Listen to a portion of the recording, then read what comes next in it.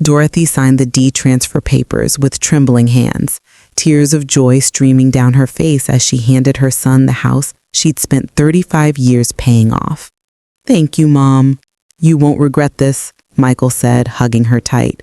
But just 72 hours later, she found her belongings in trash bags on the front porch, and the locks changed. Michael stood in the doorway with his wife, Jennifer, arms crossed. "This is our house now, and we need our space. You have to leave." Dorothy's heart shattered into a million pieces, but she picked up her bags and walked away without saying a word.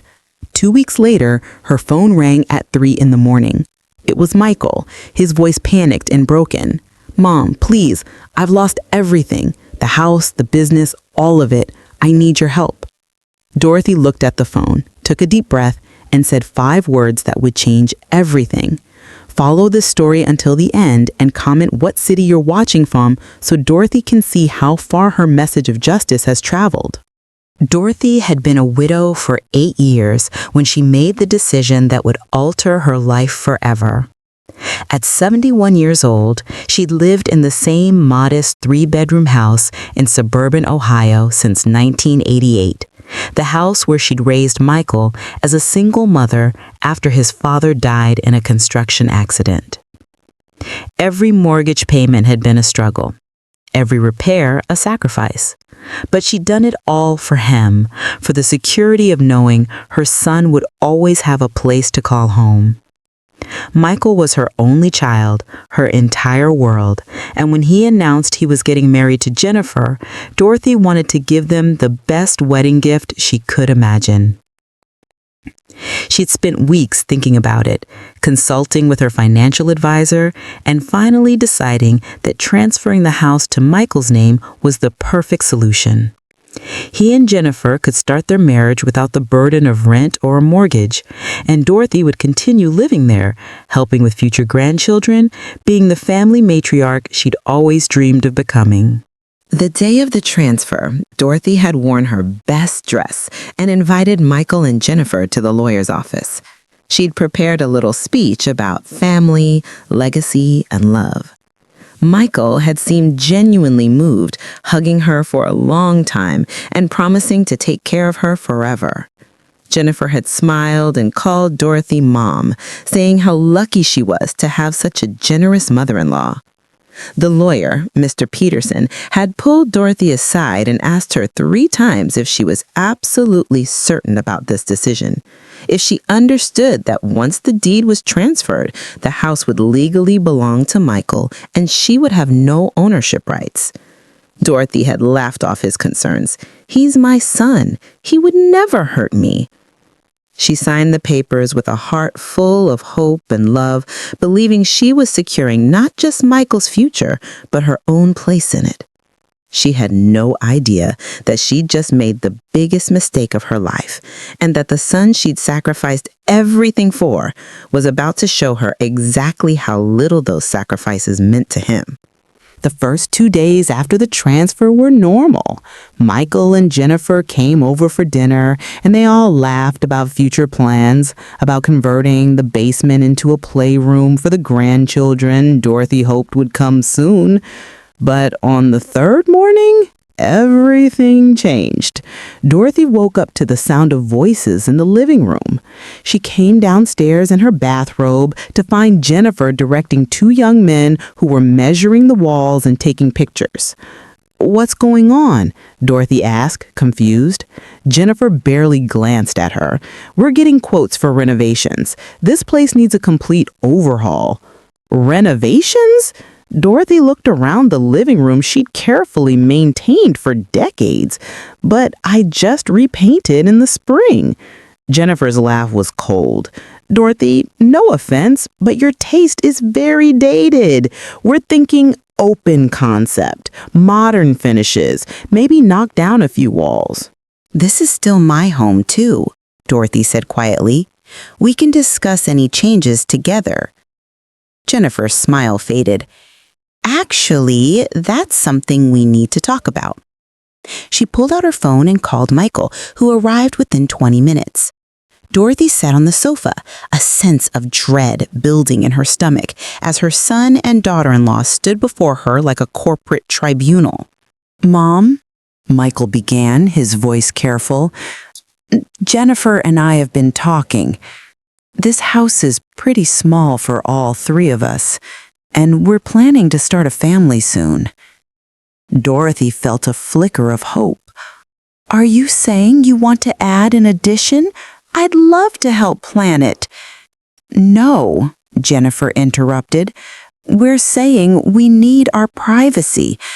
You're wonderful, Dorothy, but newly married couples need their space. You understand."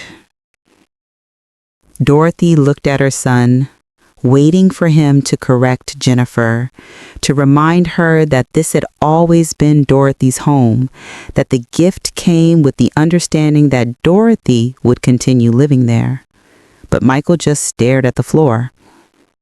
"There are some really nice senior apartments across town," Jennifer continued. "Much more appropriate for someone your age. One floor, no stairs, activities with people your own age. It would be perfect for you."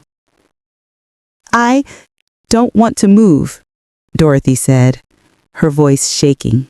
"Michael, you promised I could stay here." "That was before we really thought it through," Michael said, finally meeting her eyes. "Mom, you have to understand. This is our house now. We need to think about our future, our family." "I am your family," Dorothy whispered. Jennifer sighed dramatically. "This is exactly the kind of guilt trip we were worried about. Dorothy, we're not throwing you out on the street. We're giving you time to find a place." "How much time?" "A week should be enough." Jennifer's voice was casual, as if she was discussing weekend plans rather than evicting a 71-year-old woman from her home. Dorothy looked at her son, really looked at him, and saw a stranger. The boy she'd raised, who'd cried in her arms when his father died, who'd promised at his wedding just 3 months ago that he'd always take care of her, was gone. In his place was a man who couldn't even meet her eyes as his wife dismantled his mother's life. That evening, Dorothy called her friend Ruth, sobbing so hard she could barely speak. Ruth was furious. "You have rights, Dorothy. You can't just be kicked out. Call a lawyer." But when Dorothy contacted 3 different attorneys, they all told her the same thing. The house was legally Michael's, unless she had something in writing guaranteeing her right to stay, which she didn't.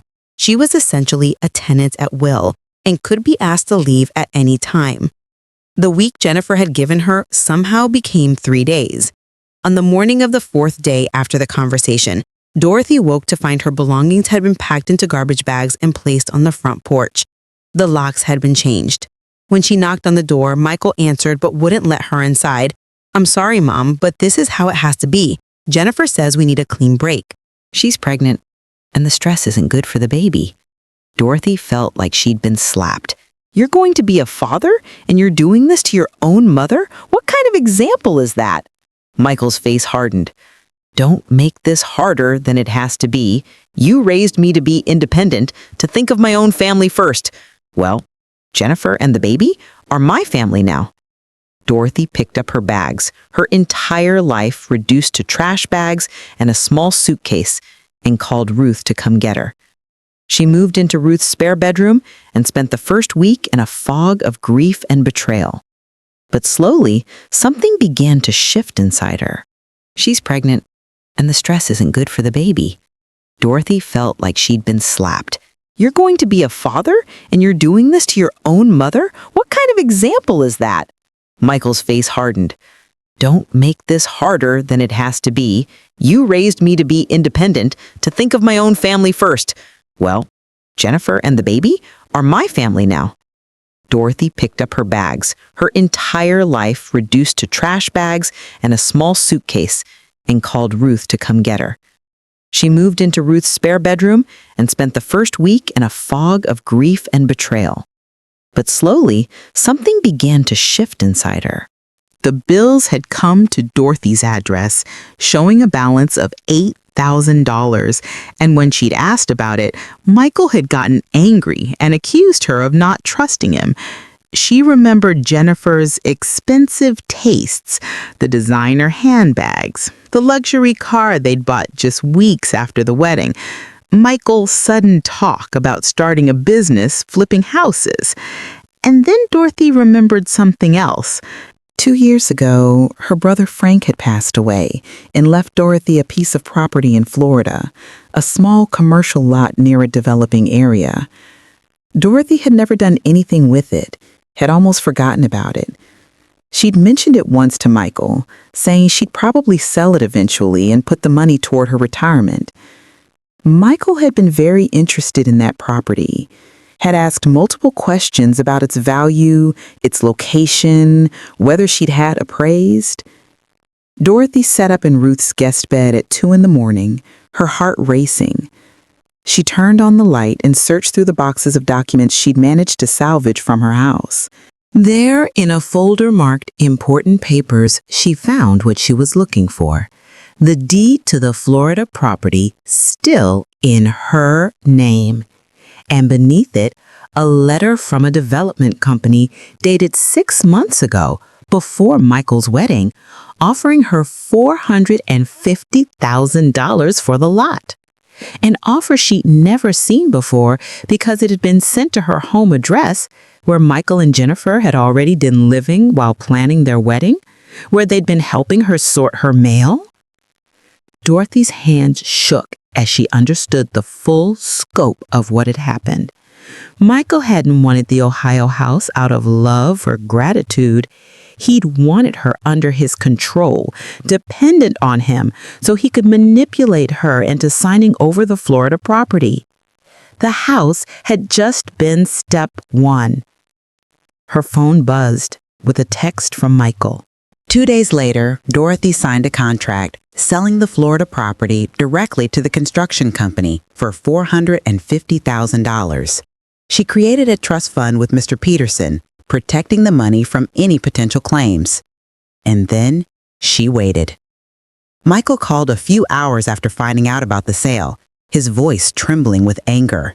"You sold the property without even telling me? It was supposed to be my inheritance." "Your inheritance?" Dorothy's voice was icy. "You kicked me out of the house and threw my things in garbage bags. You have no right to talk to me about inheritance." "Mom, you don't understand. I took out loans using this house as collateral." Big loans. I told the investors I had access to more capital. I needed that Florida money to cover my investments. Dorothy closed her eyes. How much did you borrow? $200,000 against the house I gave you, the house you then kicked me out of. Mom, please, Jennifer doesn't know. If I can't pay this back, we'll lose everything. The house, my business, all of it. The baby. He was crying now. I made a mistake. I listened to the wrong people. I got in over my head. Please, you have to help me. Dorothy thought about her life, about the years of sacrifice, about standing at her husband's grave, promising to take care of their son no matter what, about working 2 jobs to keep a roof over their heads, about every birthday, every holiday, every moment of love she'd poured into raising him. And she thought about trash bags on a porch and locks being changed and being called a guilt trip for wanting to stay in her own home. "I'm sorry, Michael," she said quietly, "but you made your choice. You chose Jennifer over me. You chose money over family. You chose to throw away your mother like garbage. Now you have to live with the consequences." "Michael, I have to go." "But Mom..." "Dorothy, if you're listening to this story, know that I did help my son, just not in the way he wanted. I used part of the Florida money to pay off the credit card he'd put in my name, protecting my credit score. I donated a significant amount to elder abuse prevention organizations. I bought myself a small condo near Ruth and finally started living the retirement I'd earned. And I set up a trust fund for my future grandchild, one that Michael and Jennifer can't touch, but that will be there for that baby when they turn 25. As for the house and Michael's failed investments, the bank foreclosed within 3 months.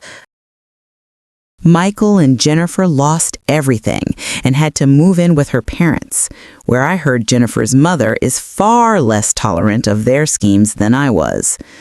Michael calls sometimes, usually when he wants something, but I rarely answer. I learned the hardest lesson a parent can learn, that sometimes loving your child means letting them face the consequences of their actions. I gave my son a house, and he gave me trash bags and locked doors. So I gave him exactly what he gave me, nothing.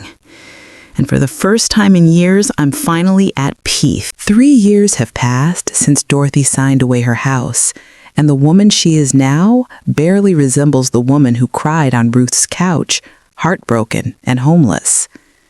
Dorothy's small condo has a view of a lake, a garden where she grows tomatoes, and most importantly, it's hers. She'd used the Florida property money wisely, investing most of it in secure retirement accounts, treating herself to a few luxuries she denied herself for decades, and yes, setting aside funds for a grandchild she'd never met.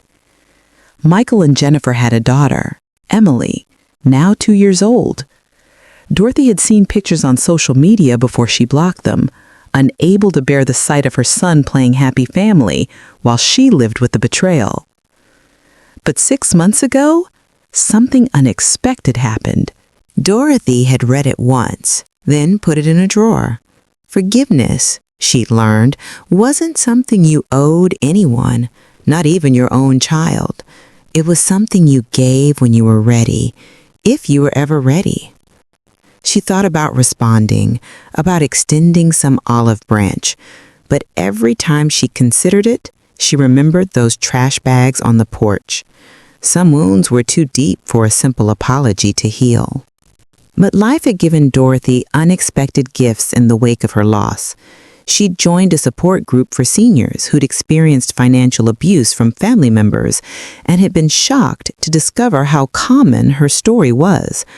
Dozens of elderly people, mostly women, who'd been manipulated by their own children, who'd lost homes and savings and dignity to the people they'd raised and loved. Dorothy had started speaking at senior centers, warning others about the signs of elder financial abuse, helping people protect themselves before it was too late. She'd made new friends, started painting again, a hobby she'd abandoned decades ago, and had even gone on a few dates with a widower named George, who made her laugh and never once asked about her finances. On the morning of her 75th birthday, Dorothy sat on her small balcony watching the sunrise over the lake, coffee in hand, and realized she was happy. Genuinely, deeply happy, in a way she hadn't been in years, maybe decades. She'd spent so much of her life sacrificing for Michael, defining herself as his mother, that she'd forgotten who Dorothy was outside of that role. Losing everything had forced her to find herself again, and what she'd found was a woman who was stronger, wiser, and more valuable than she'd ever known. Her phone rang, and she almost didn't answer when she saw it was Michael. Dorothy had started speaking at senior centers, warning others about the signs of elder financial abuse, helping people protect themselves before it was too late. She'd made new friends, started painting again, a hobby she'd abandoned decades ago, and had even gone on a few dates with a widower named George, who made her laugh and never once asked about her finances. On the morning of her 75th birthday, Dorothy sat on her small balcony watching the sunrise over the lake, coffee in hand, and realized she was happy. Genuinely, deeply happy, in a way she hadn't been in years, maybe decades. She'd spent so much of her life sacrificing for Michael, defining herself as his mother, that she'd forgotten who Dorothy was outside of that role. Losing everything had forced her to find herself again, and what she'd found was a woman who was stronger, wiser, and more valuable than she'd ever known. Her phone rang, and she almost didn't answer when she saw it was Michael. But she also knew that her peace, her happiness, her security were more important than his redemption arc. She'd spent 71 years putting him first. The rest of her life belonged to her. As the sun climbed higher in the sky, Ruth arrived with a birthday cake, and George showed up with flowers, and Dorothy's little condo filled with laughter and love from people who valued her, truly valued her, not for what she could give them, but for who she was. She'd given her house to her son, and he'd kicked her out. He'd lost everything, but in the end, so had she. And what she lost was the burden of loving someone more than they deserved. What she'd gained was herself. And that was worth more than any house, any property, any amount of money. Dorothy blew out her birthday candles and made a wish. Not for reconciliation or revenge, but simply for more days like this one, surrounded by genuine love, living in a space that was truly hers, free at last from the weight of expectations and sacrifice. She'd learned that sometimes losing everything is the only way to discover what you're really worth, and she was worth so much more than she'd ever known.